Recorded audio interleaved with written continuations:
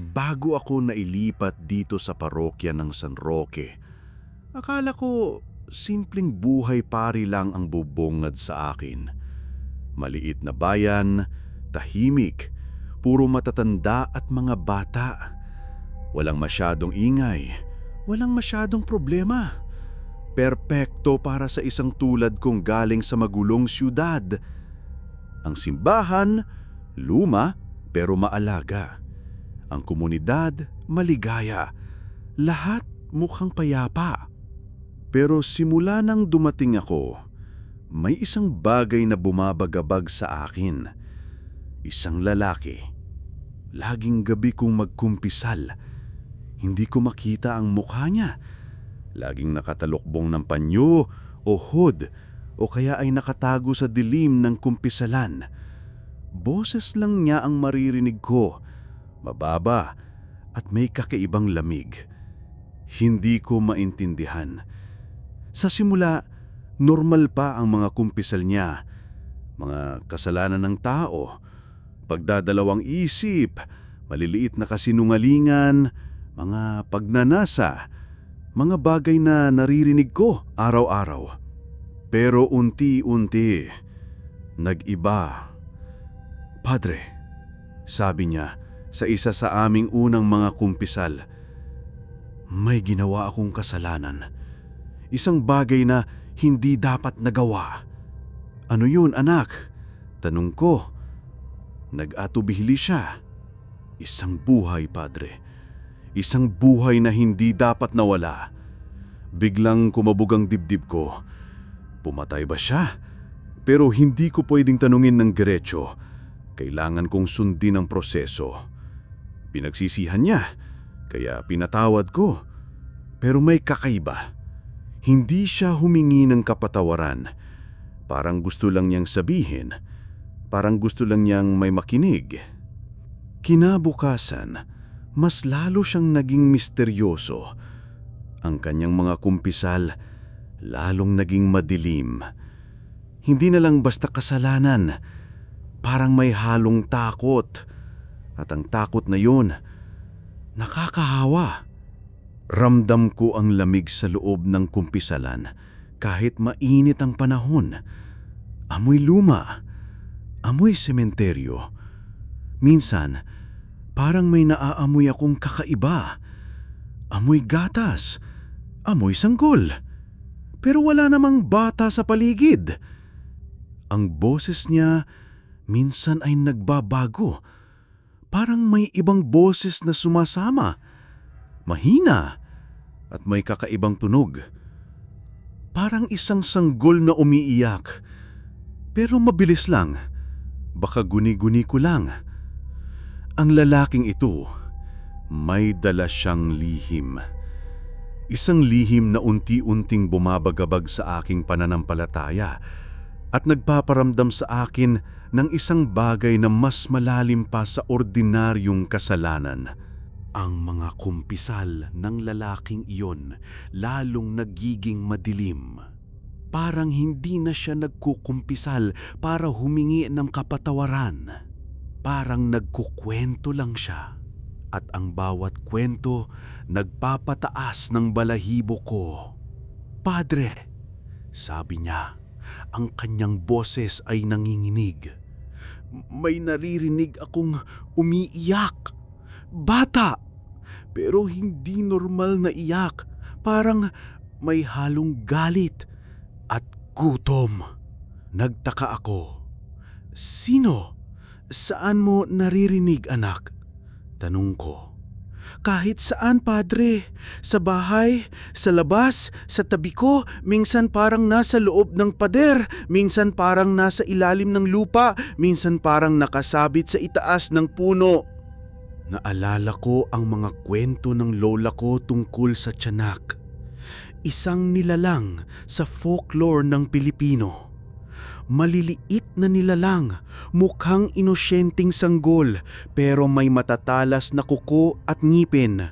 Kumakain ng tao, nanggagaya ng iyak ng sanggol para akitin ang biktima.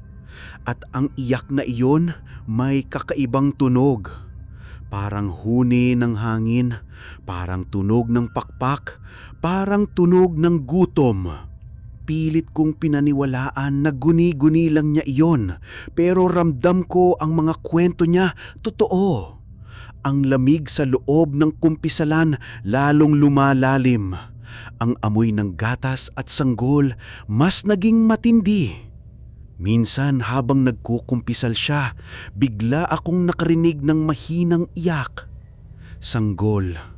Malinaw, parang nasa labas lang ng kumpisalan. Nagkatinginan kami. Hindi ko alam kung narinig din niya. "Naririnig mo, Padre?" Tanong niya. Ang kanyang boses ay puno ng takot. Umiling ako. "Wala, anak." Pilit kong pinipigilan ang sarili ko na magpanik. Pero alam ko sa sarili ko, naririnig ko. Ang iyak na iyon, hindi ordinaryong iyak. Ito ay iyak ng isang bagay na hindi dapat umiyak. Iyak ng isang tiyanak. Ang mga kumpisal niya hindi na lang basta tungkol sa kasalanan. Ito ay tungkol sa isang bagay na sumusunod sa kanya, isang bagay na humahabol sa kanya, at ngayon parang humahabol na rin sa akin. Ang kumpisalan na ito naging bintana sa isang mundo na hindi ko alam na nagtatago, at ang iyak na iyon parang paalala na ang demonyo ay malapit na. Dahil sa mga iyak, hindi na ako mapakali.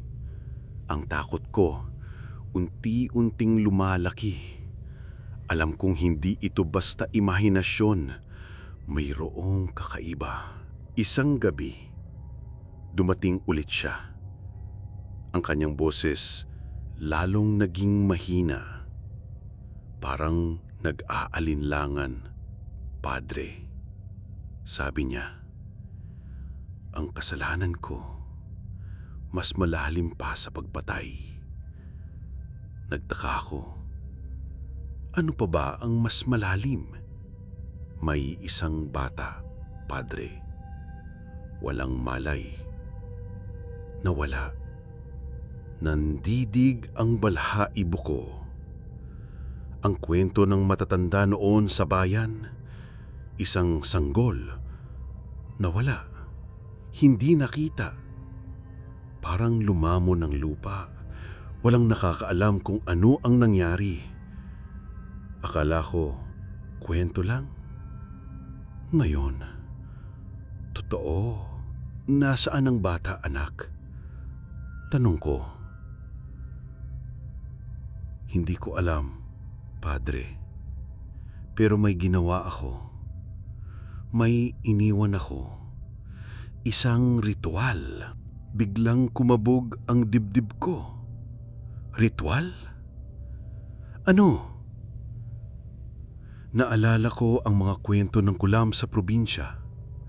Mga black magic, mga ritual na gumagamit ng mga kakaibang bagay. At minsan, dugo ng sanggol. Ang lalaki biglang bumulong. May iniwan akong bahagi ng damit niya at isang piraso ng buto sa ilalim ng isang puno sa tabi ng simbahan para hindi siya hanapin, para hindi siya bumalik. Napahawakan ako sa dibdib ko. Sa ilalim ng puno, sa tabi ng simbahan, may isang lumang puno ng balete sa likod ng simbahan. Ang puno na iyon, matagal nang kinakatakutan ng mga tao. Sinasabi na may mga espiritu roon. May mga tiyanak na nakatira roon. Ano ang nangyari sa bata, anak? Tanong ko, ang boses ko ay nanginginig. Kinuha siya, Padre. Kinuha ng isang bagay. Isang bagay na hindi dapat nagalaw. Ang kanyang iyak. Hindi na siya ordinaryong bata. Ang lamig sa loob ng kumpisalan, lalong lumalalim. Ang amoy ng gatas at sanggol mas naging matindi. At ang iyak na iyon, mas malinaw na. Parang nasa loob na ng simbahan. Ang kumpisal niya, hindi na lang basta kumpisal. Ito ay isang pagtatapat. Isang pagtatapat na nagbunyag ng isang madilim na lihim. Isang lihim na konektado sa isang tiyanak. At ang ritual na iyon, ang dahilan kung bakit may kasunod siya.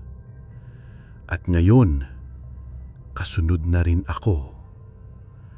Ang simbahan na akala ko ay ligtas, naging lugar ng kanyang sumpa. Dahil sa kumpisal, hindi na ako mapakali. Ang bata, ang puno, ang simbahan, kailangan kong hanapin. Kinabukasan, pagkatapos ng misa, dahan-dahan akong pumunta sa likod ng simbahan. Sa tabi ng lumang puno ng balete. Ang puno na iyon, napakalaki, napakadilim. Nagsimula akong maghanap kung saan niya sinabi, sa ilalim ng mga ugat. At doon, nakita ko isang maliit na bahagi ng lupa, parang bagong hukay. Dahan-dahan kong inukay. Ang lupa, basa, malambot. At doon, nakita ko isang lumang bahagi ng damit ng sanggol, kulay puti, may bahid ng dugo. At sa tabi nito, isang maliit na buto. Hindi ko alam kung buto ng hayop o tao, pero ang hugis parang buto ng daliri. Nanindig ang balahibo ko. Ang lahat ng sinabi niya, totoo. Ang bata, ang ritual, ang sumpa. Bigla akong nakaramdam ng lamig. Ang amoy ng gatas at sanggol lalong lumakas. At ang iyakan na iyon mas malinaw. Parang nasa tabi ko lang. Parang may umiiyak sa ilalim ng lupa. Nilingon ko ang paligid. Wala. Pero ramdam ko ang presensya. Ang tiyanak. Nandyan. Nagbapantay. Ang araw biglang nagdilim. Ang mga dahon ng puno parang gumalaw. Ang hangin parang bumubulong ng mga lumang dasal. Ang pagkadiskubre ko sa libingan ay hindi lang basta pagkadiskubre. Ito ay paghukay sa isang madilim na nakaraan. Isang nakaraan na nagbigay buhay sa isang demonyo. Ang sumpa, hindi na basta salita. Ito ay totoo. At ngayon, nasa gitna na ako ng kanyang kapangyarihan. Ang simbahan na akala ko ay ligtas, naging lugar ng kanyang pagkabuhay. At ako, bilang pare, ang saksi at marahil ang susunod na biktima. Dahil sa libingan, hindi na ako mapakali. Ang bawat sandali, puno ng takot. Ang iyak ng tiyanak, parang isang musika na sumusunod sa akin. Nagsimula ang iyak sa gabi, mahina lang sa simula, parang malayo, pero unti-unti, lalong lumalakas, parang nasa labas ng kwarto ko. Minsan, parang nasa loob ng pader. Hindi ito ordinaryong iyak, may kakaibang himig, parang isang lalabay, isang awit na nakakapanindid balahibo. Parang ginagawa niya para akitin ako, para lumabas ako. Naaalala ko ang mga kwento ng lola ko na ang tiyanak Ginagaya ang iyak ng sanggol para akitin ng biktima. At kapag nakuha ka niya, hindi ka na makakaalis. Pilit kong pinipikit ang aking mga mata. Pilit kong hindi makinig. Pero ang tunog, masyadong malinaw, masyadong matindi. Parang nasa loob ng ulo ko. Ang amoy ng gatas at sanggol lalong lumakas, kasama ng amoy ng lupa at bulok. Ang bawat tunog, bawat amoy, nagpapatunay na ang tiyanak malapit na. Minsan, narinig ko ang iyak sa loob ng simbahan. Habang nagmimisa ako, mahina lang, pero alam kong naandun siya. Nagbabantay, naghihintay.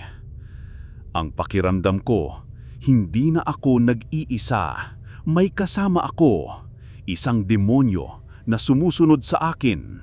Isang demonyo na gusto akong kuhanin. Ang aking pananampalataya, unti-unting sinusubukan. Ang kumpisalan, ang simbahan, ang aking tahanan, lahat na ito ay naging lugar ng kanyang presensya. At ang kanyang awit, parang isang pang-akit na naghihintay na ako'y sumuko. Dahil sa tiyanak, hindi na ako mapakali. Ang takot ko, unti-unting lumalaki. Alam kong hindi ito basta imahinasyon, merong kakaiba.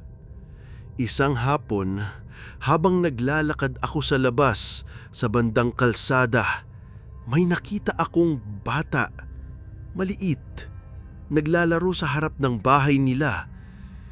Bigla akong napatigil. Narinig ko ang iyak ng bata. Hindi ito ordinaryong iyak. Ito ay iyak ng tiyanak. Ang himig na naririnig ko sa gabi. Ang lalabay. Nagtago ako. Pilit kong pinanood.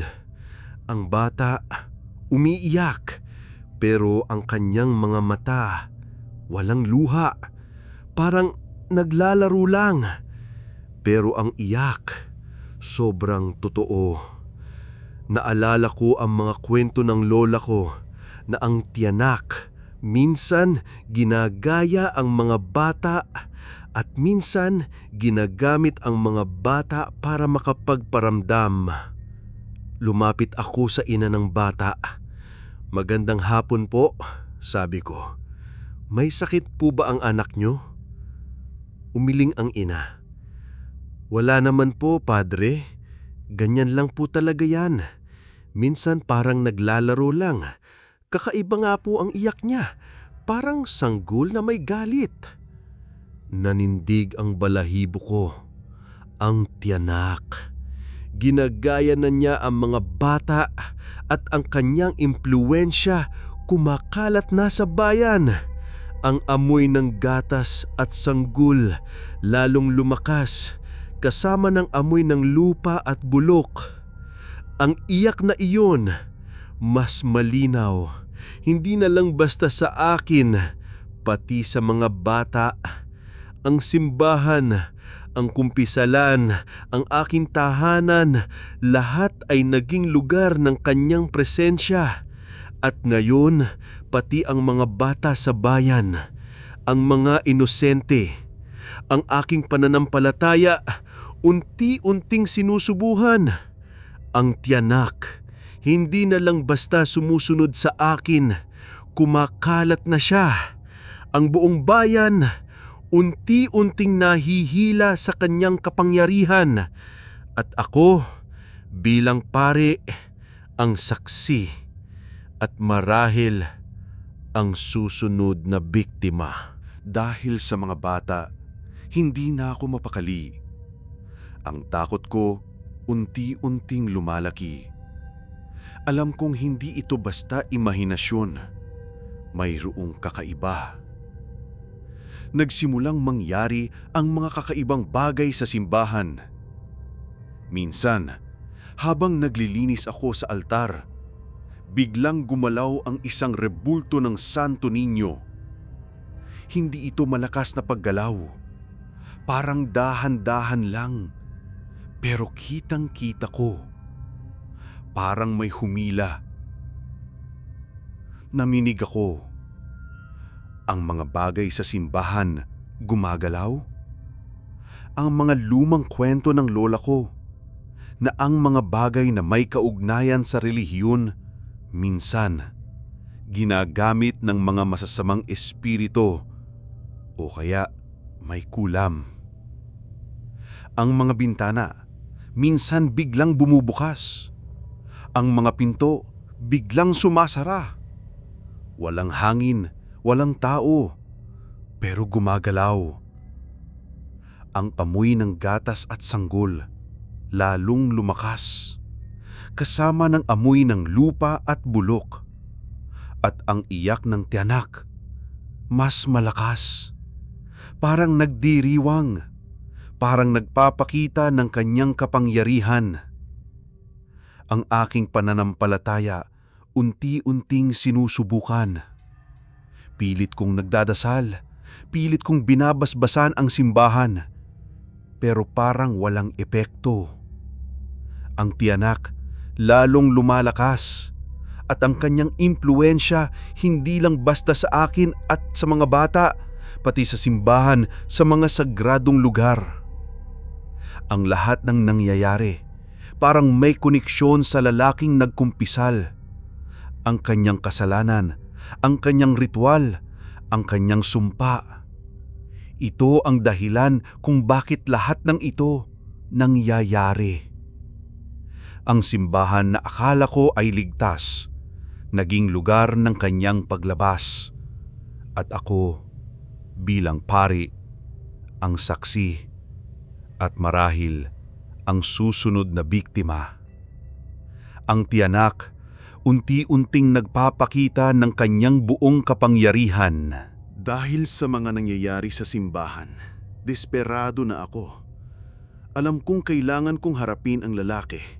Siya ang may hawak ng susi. Siya ang dahilan ng lahat.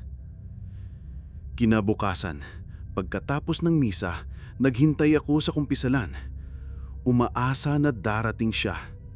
At dumating siya. Sa dilim pa rin. Anak, sabi ko, ang boses ko ay matatag. Kailangan nating pag-usapan ang tiyanak.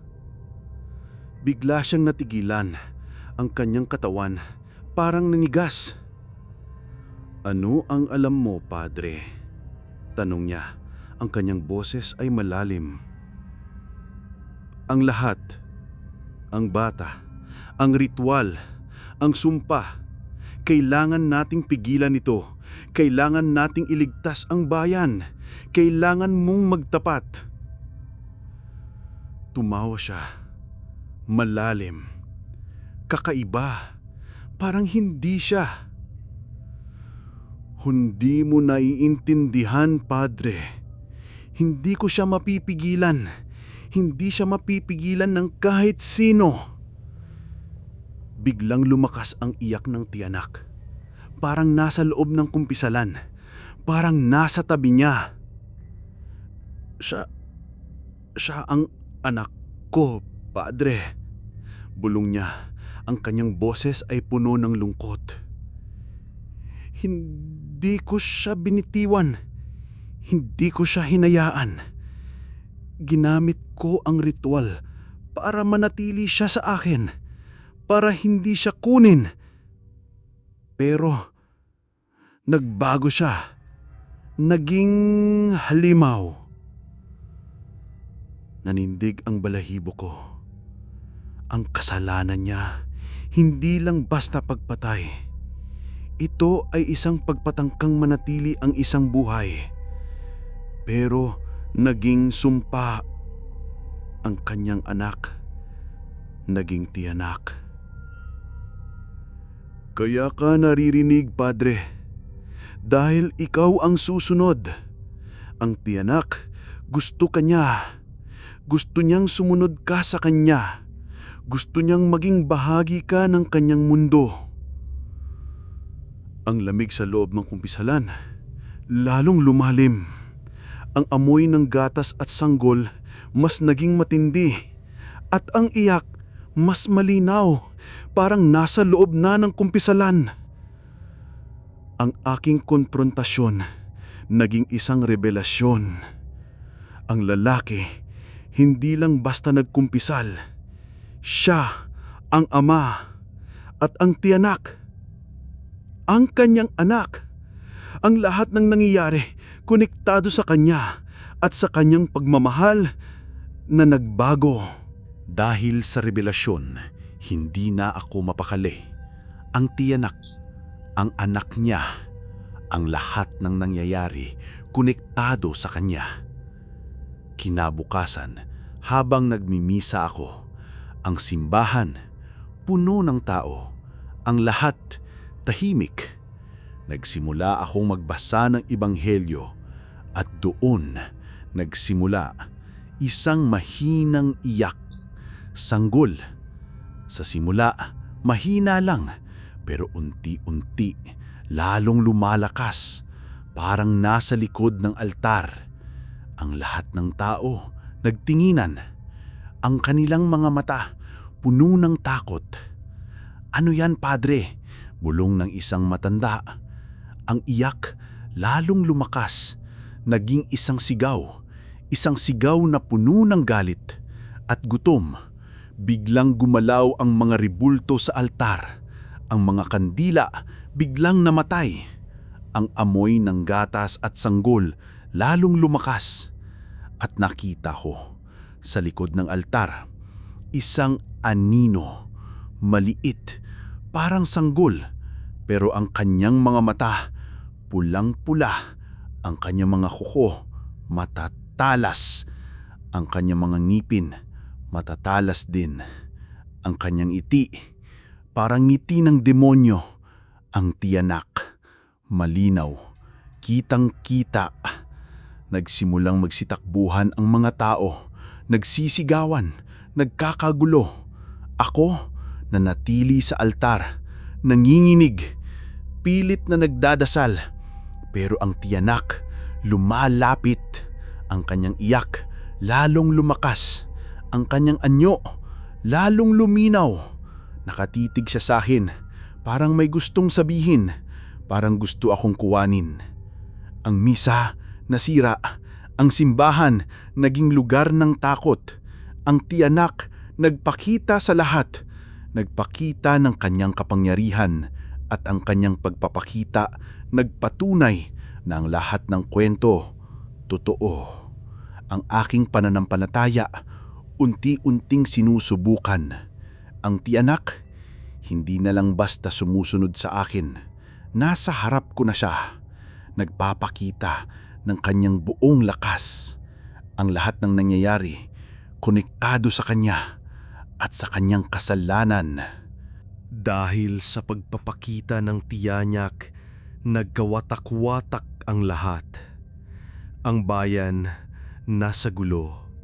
Ang simbahan, sarado. Ang lalaki, ang ama, naglaho. Walang nakakaalam kung nasaan siya.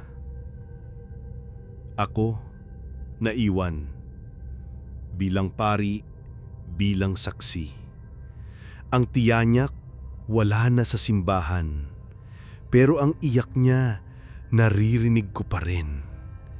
Minsan sa malayo, minsan sa malapit, minsan sa loob ng ulo ko. Ang mga tao sa bayan nagtatago, takot, nagdadasal. Pero wala silang makita, wala silang marinig. Ako lang. Ang aking pananampalataya unti-unting sinusubukan. Ang tiyanyak hindi na lang basta halimaw. Siya ay isang paalala. Paalala sa kasalanan. Paalala sa pagmamahal na nagbago. Paalala sa sumpa. Ang mundo ko nagbago. Hindi na ako ordinaryong pari. Nakikita ko ang hindi nakikita ng iba. Naririnig ko ang hindi naririnig ng iba. Ramdam ko ang hindi nararamdaman ng iba. Ang amoy ng gatas at sanggol kasama ko pa rin. Ang kanyang iyak, ang kanyang lulabay, kasama ko pa rin. Parang sumusunod siya sa akin. Parang hindi na niya ako bibitawan. Ang tiyanyak, hindi na lang basta kwento. Siya ay totoo at nasa paligid siya. Nagbabantay. Nagbabantay sa akin. Ang aking buhay naging isang kumpisalan.